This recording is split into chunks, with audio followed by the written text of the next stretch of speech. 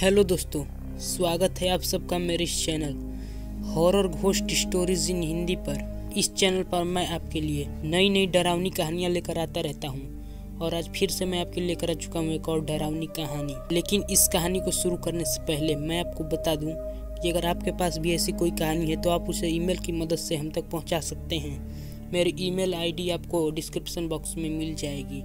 और अभी तक आप लोगों ने अगर चैनल को सब्सक्राइब नहीं किया है तो चैनल को सब्सक्राइब करके बेल आइकन को भी ऑन कर लें ताकि हमारी वीडियो आप तक सबसे पहले पहुंचे। और पीछे थोड़ा सा नॉइज आएगा तो आप लोग मैनेज कर लेना है। तो चलिए आज की इस कहानी को शुरू करते हैं। दिल्ली से उत्तर प्रदेश के अपने पैतृक निवास लौट रहे थे।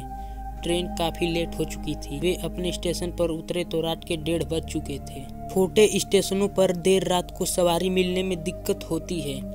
फिर राकेश का घर शहर के बाहर पड़ता था, इसलिए वो रेलवे लाइन के किनारे किनारे चलने लगे। जैसे ही वे प्लेटफार्म छोड़कर पटरियों के किनारे आए, उन्होंने एक युवती को साथ चलते देखा। उन्होंने पूछा तो उसने बताया कि वह हॉस्टल से घर आ रही थी।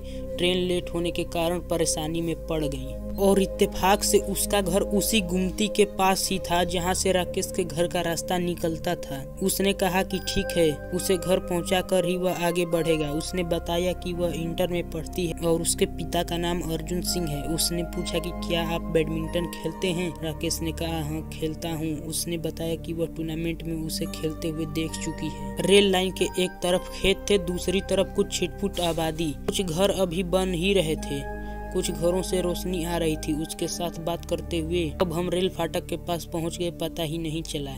उसने इशारे से राकेश को अपना घर दिखाते हुए कहा कि वह अब चली जाएगी और राकेश ने कहा कि वह घर पहुंचने के बाद आवाज देगी तभी वह आगे बढ़ेगा। बहरहाल उसने अपने दरवाजे पर पहुंचने के बाद आवाज दी, वह अपने रास्ते चल पड़ा। 2-4 दिन बाद राकेश की शहर ओर निकला तो उसके घर के पास से गुजरते हुए उसे एक लड़की की याद आई। उसने पास के एक दुकानदार से पूछा कि अर्जुन सिंह जी का घर कौन सा है। उसने एक घर की ओर इशारा करते हुए बताया, गेट के पास जो टहल रहे हैं वही अर्जुन सिंह हैं। राकेश उनके पास गया और कहा नमस्ते अंकल। वे राकेश को पहचानने की कोशिश करने लगे। राकेश ने कहा अंकल, 3-4 दिन पहले मैं रात को स्टेशन से रेलवे लाइन होकर आ रहा था तो आपकी बेटी मेरे साथ आई। वो कैसी है? अर्जुन सिंह राकेश की बातें खामोशी से सुनते रहे। फिर उसने अंदर आने का इशारा किया। हम ड्राइंग रूम में बैठे ही थे कि एक लड़की ट्रे में बिस्किट और पानी रख कर आई। अर्जुन सिंह ने बताया कि वह उनकी छोटी बेटी सविता है। राकेश ने पूछा रेखा कहाँ है? इस पर अर्जुन सिंह ने दीवार की ओर इशारा किया। वहाँ रेखा की तस्वीर टंगी थी जिस पर माला पहनाया हुआ था। मैं चौंक गया। अर्जुन सिंह ने बतलाया 2 महीने पहले की बात है। रेखा ट्रेन से उतरकर रेलवे लाइन से होते हुए पैदल आ रही थी।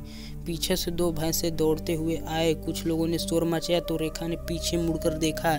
उसने बचने के लिए वह रेलवे लाइन पर दौड़ने लगी। इसी वक्त एक ट्रेन आ रही थी जिससे वह कट कर मर गई। यह कहते कहते उनकी आंखें डबडबा गई। वह थोड़ा संयत होकर बोले, रेखा बहुत ही हंसमुख लड़की थी, वो हमारे घर की रौनक थी।